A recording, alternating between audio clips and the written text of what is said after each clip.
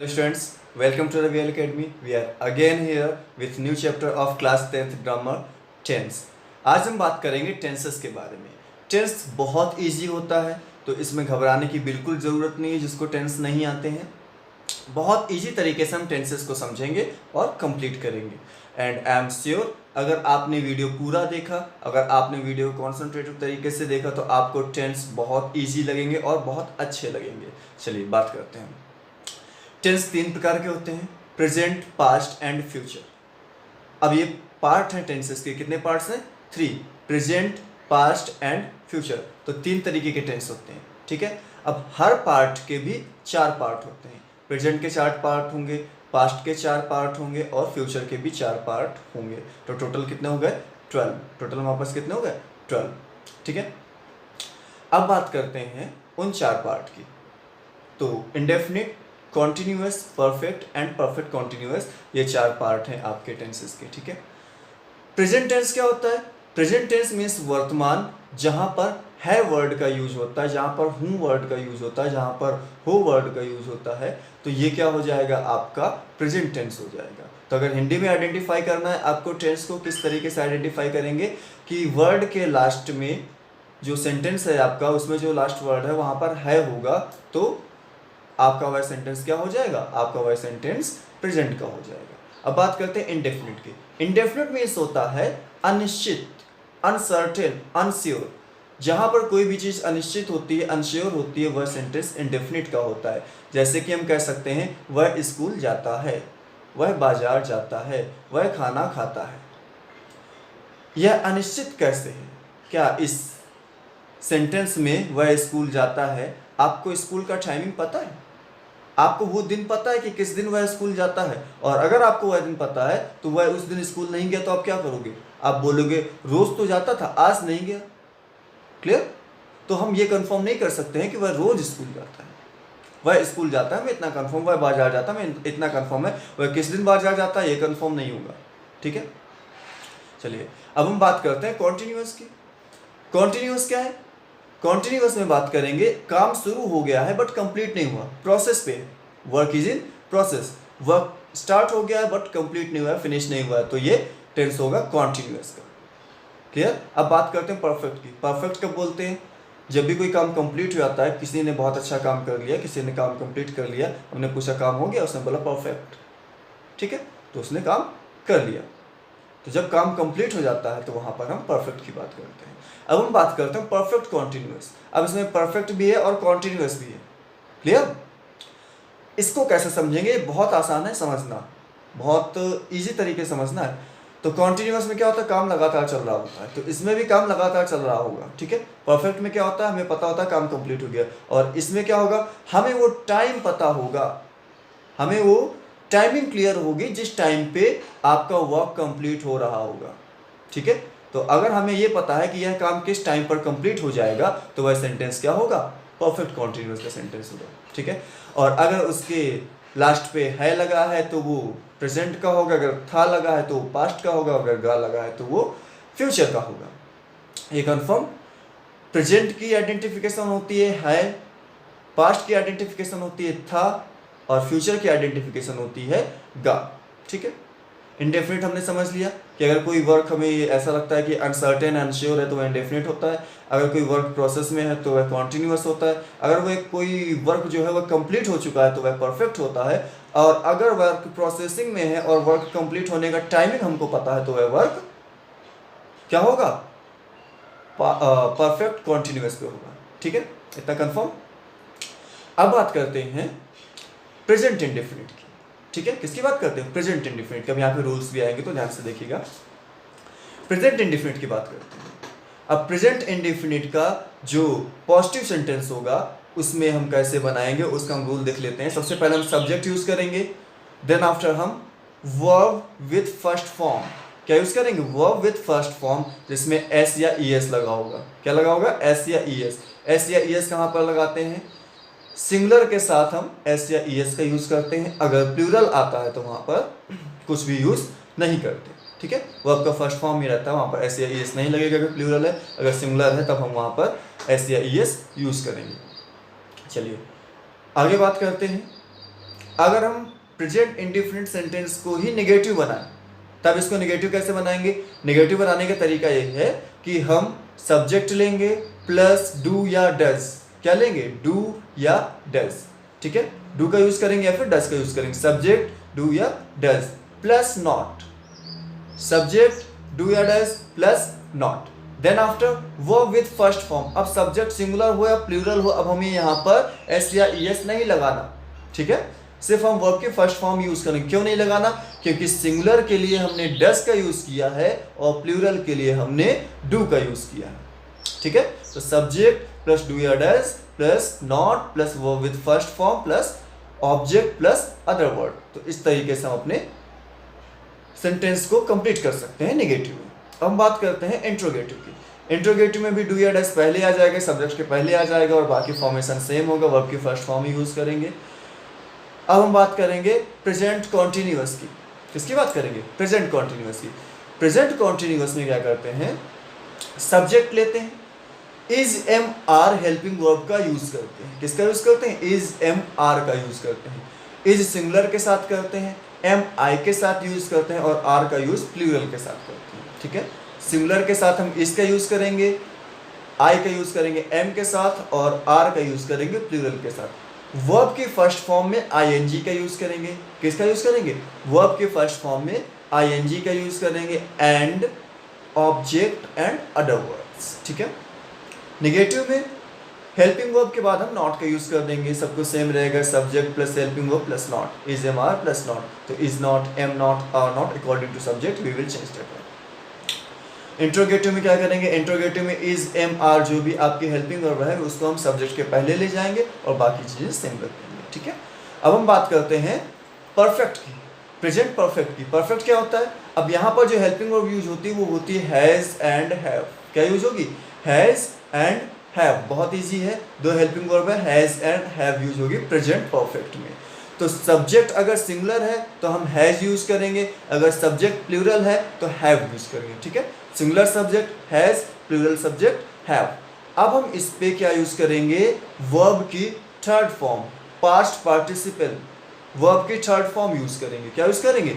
Verb की third form use करेंगे और ऑब्जेक्ट एंड अदर वर्ड्स। तो ये बहुत ईजी है कि हमने वर्ब की थर्ड फॉर्म यूज की, ऑब्जेक्ट यूज किया एंड अदर वर्ड्स यूज किया। ठीक है, नेगेटिव में सेम हैज या हैव के बाद नॉट यूज कर देंगे, मीन्स जो हेल्पिंग वर्ब है उसके बाद हम नॉट का यूज कर देंगे। इंट्रोगेटिव सेम रूल यूज करना है, हेल्पिंग वर्ब को सब्जेक्ट के पहले ले जाना है। जो आपका हैज हैव है उसको हम सब्जेक्ट के पहले ले जाएंगे और हमारा टेंस कंप्लीट हो जाएगा। ठीक है, अब हम बात करते हैं प्रेजेंट परफेक्ट कॉन्टिन्यूअस की। किसकी बात करेंगे? प्रेजेंट परफेक्ट कॉन्टिन्यूअस की। किस तरीके से हम प्रेजेंट परफेक्ट कॉन्टिन्यूअस को बनाएं? तो ठीक है, परफेक्ट हैज, हैव और बीन। ठीक है, प्रेजेंट और परफेक्ट को हम ऐड कर रहे हैं, सॉरी परफेक्ट और कॉन्टिन्यूअस का हम ऐड कर रहे हैं बीन से। तो हैज हैव हमने हेल्पिंग वर्ब ले ली और उसके साथ हमने बीन यूज कर दिया। कॉन्टिन्यूअस का पार्ट ले लेंगे मेन वर्ब का, वर्ब विद आईएनजी। ठीक है, तो has have been ING. Singular subject के साथ हमने जैसे बताया था परफेक्ट में हैज यूज करेंगे, हैज बीन। ठीक है, और प्लूरल के साथ हम हैव बीन यूज करेंगे। वर्ब की फर्स्ट फॉर्म में आईएनजी यूज होगा।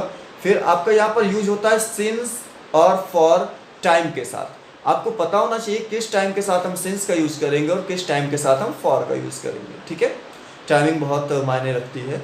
तो टाइम जो होते हैं वो टू टाइप्स के होते हैं, एक डेफिनिट होता है और एक इनडेफिनिट होता है। हमें ये कंफर्म होना चाहिए डेफिनिट टाइम क्या होता है और इनडेफिनिट टाइम क्या होता है। जो टाइम ऑफ पीरियड होता है, क्या होता है?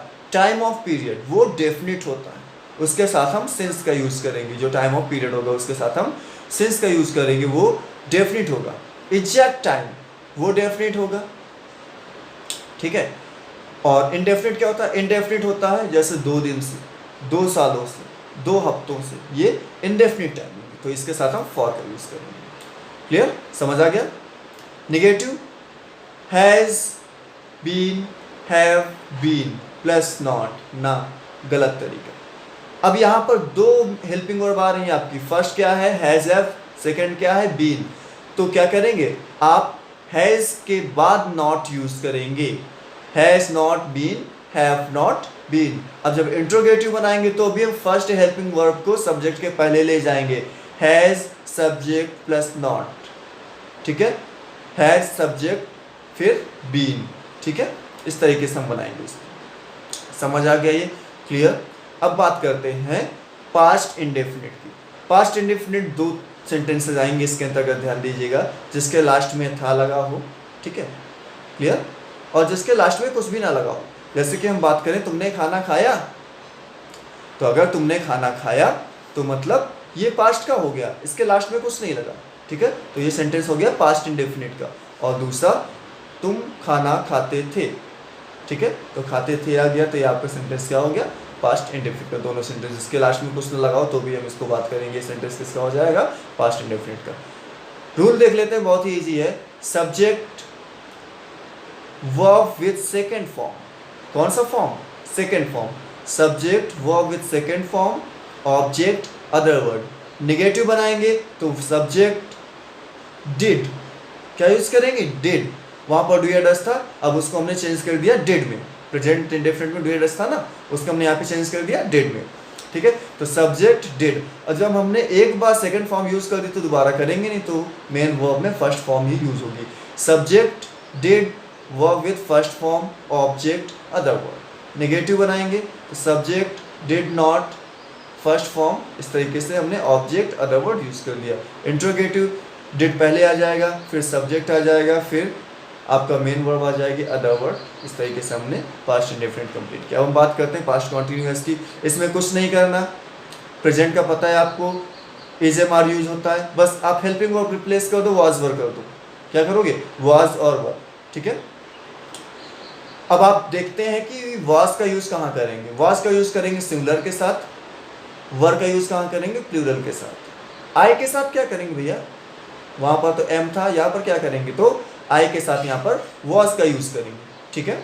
इंट्रोगेटिव का same rule, helping verb subject के पहले चला जाएगा। बात करते हैं परफेक्ट की, बहुत इजी, सबसे इजी, एक ही यूज होगा। वहां पर हैज हैव दो थे प्रेजेंट में, यहाँ पर पास्ट में एक यूज होगा हैड।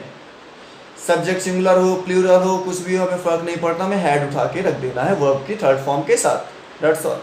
नेगेटिव बनाएंगे तो क्या कर देंगे, हैड के बाद नॉट लगा देंगे। इंट्रोगेटिव करेंगे तो सब्जेक्ट के पहले में हैड यूज कर देंगे, ठीक है, वेरी इजी, सिंपल। बात करते हैं पास्ट परफेक्ट कॉन्टिन्यूअस की, कुछ नहीं करना, same rule, has been have been use किया था, हम उसे रिप्लेस कर देंगे और यहाँ पर हमने हैड बीन यूज कर दिया। Subject had been, verb with ING, time दे देंगे, सिंस फॉर दे देंगे और ऑब्जेक्ट दे देंगे, अदर वर्ड दे देंगे, काम खत्म, सेंटेंस कंप्लीट, ठीक है। अब बात करते हैं हम फ्यूचर की। फ्यूचर बहुत इंपॉर्टेंट है, सबको होता है, सब अपना भविष्य निर्माण करने में ही लगे हुए हैं, तो हम भी कर लेते हैं थोड़ा सा। तो फ्यूचर बहुत इंपॉर्टेंट है। अब फ्यूचर की बात करते हैं तो फ्यूचर इंडेफिनिट में विल और शैल का यूज करते हैं। किसका यूज करेंगे, विल और शैल का। अगर सब्जेक्ट, अब यहाँ पर सिंगुलर प्लूरल से कोई मतलब नहीं, अब हमें पर्सन की बात करनी है। पर्सन कितने टाइप्स के होते हैं, पर्सन 3 टाइप्स के होते हैं, फर्स्ट पर्सन, सेकेंड पर्सन और थर्ड पर्सन। फर्स्ट पर्सन में आता है आई वी, सेकेंड पर्सन में आता है यू, थर्ड पर्सन में आएगा ही, शी, इट, दे, ठीक है। तो फर्स्ट पर्सन के साथ हमने शैल का यूज किया, बाकी सबके साथ हमने विल का यूज किया। रूल देख लेते हैं। सब्जेक्ट अगर फर्स्ट पर्सन है तो शैल, अगर सेकेंड थर्ड पर्सन है तो विल, ठीक है।